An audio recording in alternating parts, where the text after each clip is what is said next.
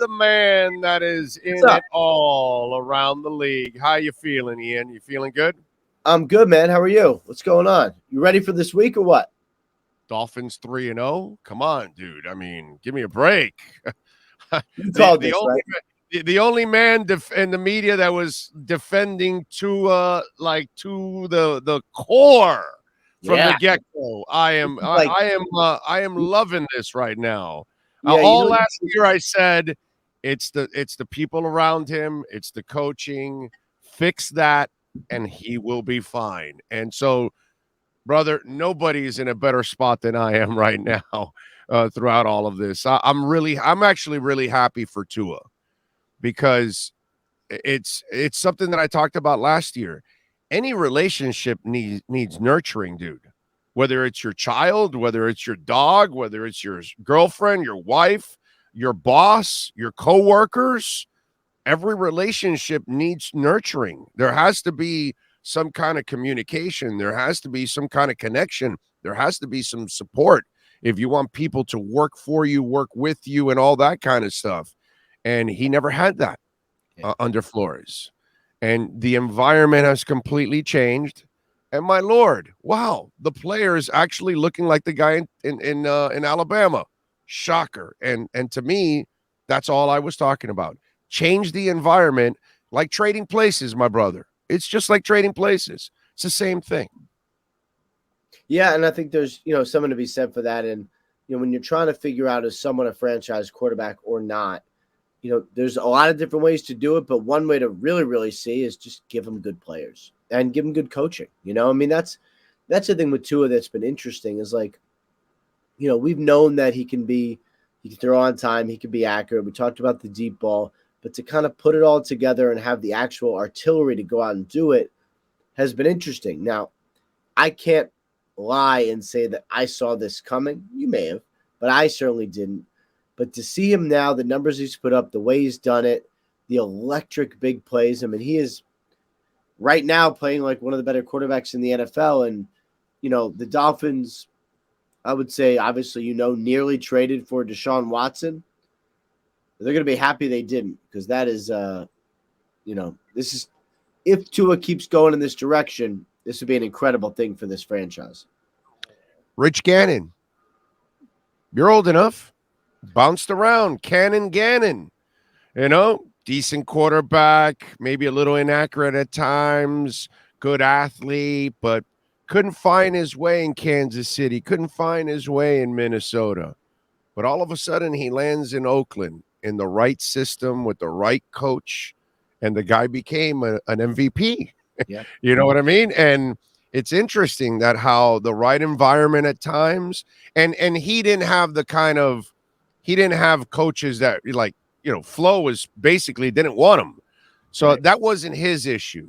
His issue was finding the right place for him because, as you know, Ian, tons of players end up in the wrong schemes with the wrong coaches, and then they go to the right scheme and the right coach, and then they play better. And it's really all about that sometimes. It's not so much about the player, it's about the system or the coaching that he's getting at that moment is not really complementary to his skills.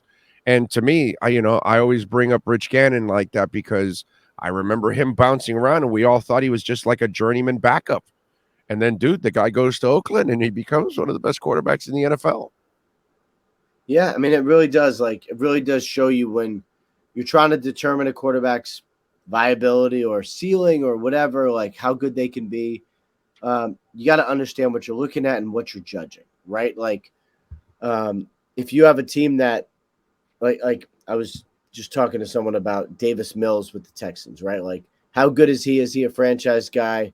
Like, I don't know, because he doesn't have a good enough, you know, skill group around him to really judge what he is. He's still learning, obviously, but you got to have those, other parts put together to really be able to judge.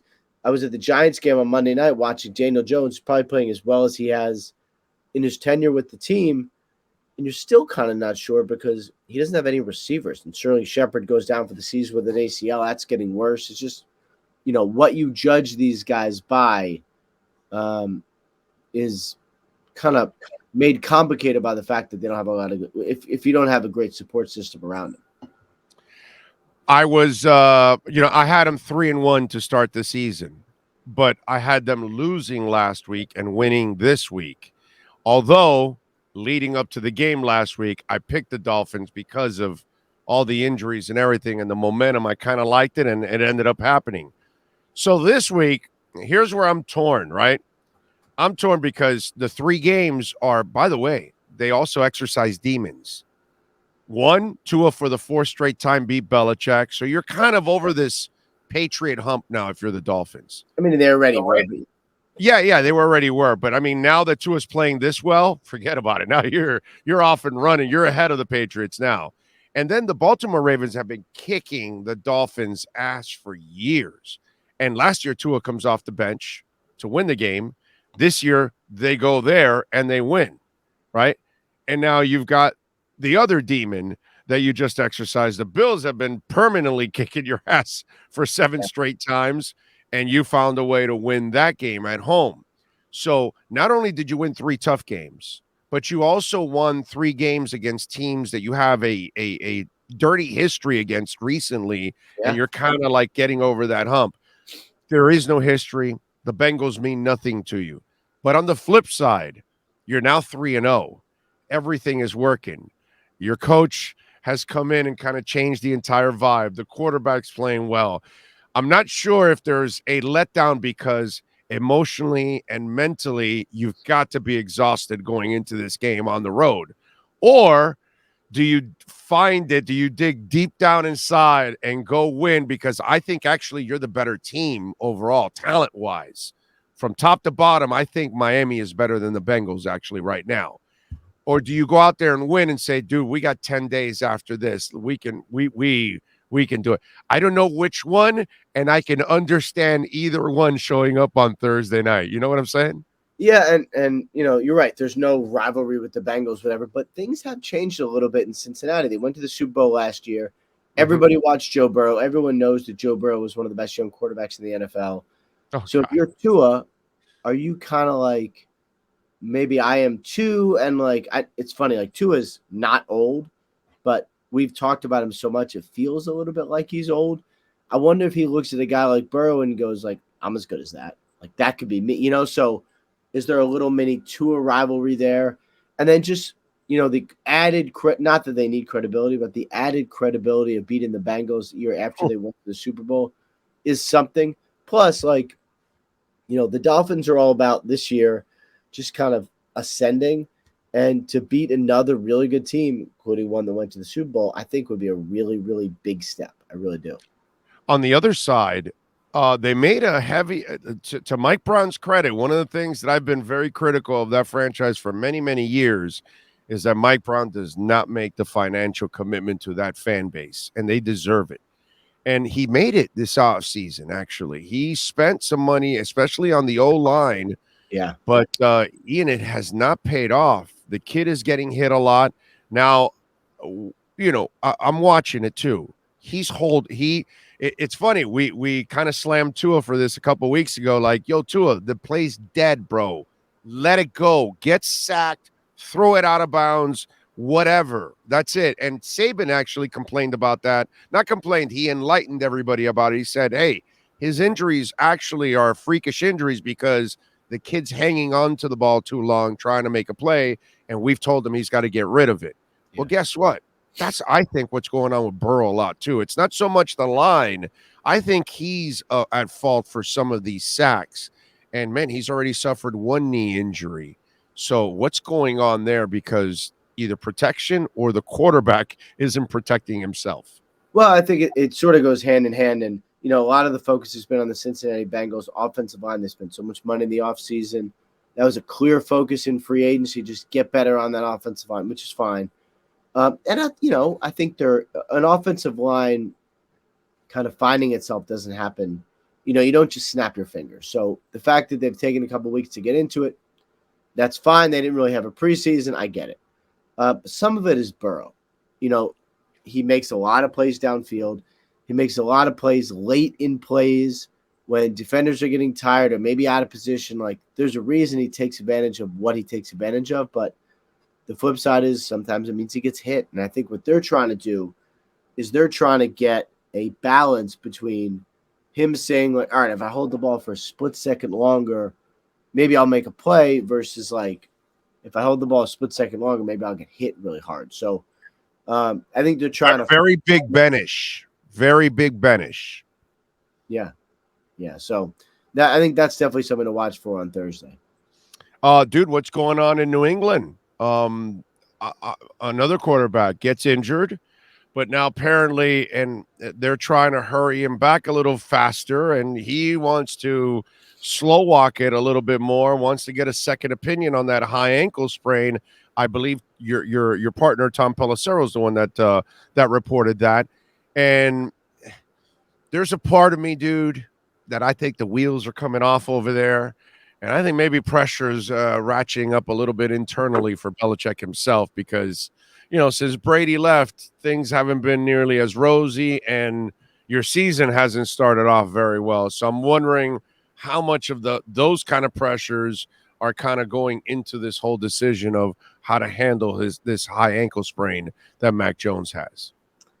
I don't get the sense about pressure. I really don't. And I know it hasn't been totally great in New England, but they have a young quarterback and they're kind of trying to rebuild around him.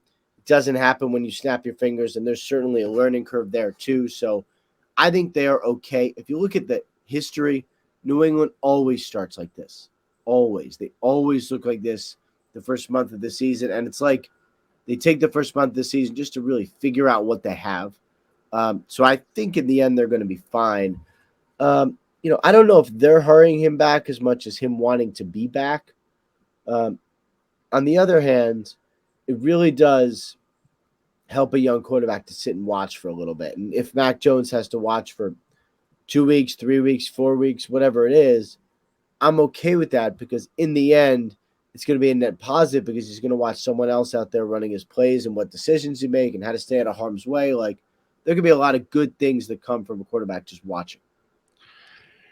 It's Brian Hoyer, the quarterback, my brother. I don't know if they win a game with Brian Hoyer. He's terrible. I think that's what it's all about. Hurry, get back, because we don't really have anybody. I've seen Brian Hoyer. He's not good. The last time he faced the Dolphins just annihilated him. Yeah. I just think if you're the Patriots, 4 weeks without Mac Jones, you can at least try to be competitive with Mac Jones. I don't know if you're even competitive with Brian Hoyer. That's just me. Well, I mean, part of the issue is if you rush Mac back, then maybe he doesn't get all the way back. I think that's part of the issue. So, hopefully they make a smart medical decision along with football, and hopefully he doesn't come back until he's fully healthy. But that really is the fear, that you let something that's going on during the season, on the field affect what should be an off the field medical decision. Who's the first undefeated team to lose? The Eagles or the Dolphins? I'm not sure the Dolphins win tomorrow night. Tua's really banged up. He's got the back. Bengals played well last week. So my guess is the Dolphins probably lose first, but it's fine. I mean, you don't need, one loss is not going to kill you, and I'm not sure you need all the smoke that comes with being undefeated for a while. So that's my guess as far as how that goes. And I do think the Bengals are going to play well. Yeah, 3-1 for any Dolphin fan, they have to be ecstatic. I mean, give me a break after those 4 games, and if they go 4-0, that's just going to be absolutely crazy. All right, you traveling this week? No traveling. Home for Sunday. Everyone else is in London. I am in my basement, which is okay. I'm not bitter, but it's fun. We got a good Sunday because we got a 9:30 game, which is going to be just awesome, and I'm really looking forward to that. I'm just glad it's not us at 9:30, because then I've got to be doing the pregame show at 7:30. So it's just yeah. So I'm glad that it's not the Miami Dolphins this year. Follow him on Twitter at Rap Sheet, and catch him, of course, every week here doing his thing with the Red Recover look around the NFL. Ian, thank you, sir. As always, have a safe week, my friend. We'll catch up next week. Thank you, man. Look forward to it. Take care. You got it. There you go. Ian Rapoport, redrecover.com. Let me tell you something, folks. If you're dealing with chronic pain, maybe an injury, maybe a surgery, Red Recover, and for working out. Oh, man, you want to optimize your workouts before and after. Red light therapy can do it for you, folks. redrecover.com. It's all natural, okay? Red light therapy is all natural. There are no side effects whatsoever. So kids can use it. The dogs can use it. Okay. There you go. Sean Stanley is using it. That's his knee wrap right there that he uses to get it going. I'm telling you, man, it is awesome. And he's got a terrible knee because it's bone on bone from jumping out of airplanes. All right. Yeah, that's not good. You know what I'm saying? So look at that, and it's able to relieve his pain and get the blood flow going, help me grow hair. Folks, I mean, listen, how about this? You got a scar, you just had an operation or some kind of an injury, that actually helps heal scars and makes them disappear. Red light therapy is just absolutely amazing. Check it out for yourself. Go to redrecover.com, use our code Big O. You will get 10% off. Go to the website, redrecover.com.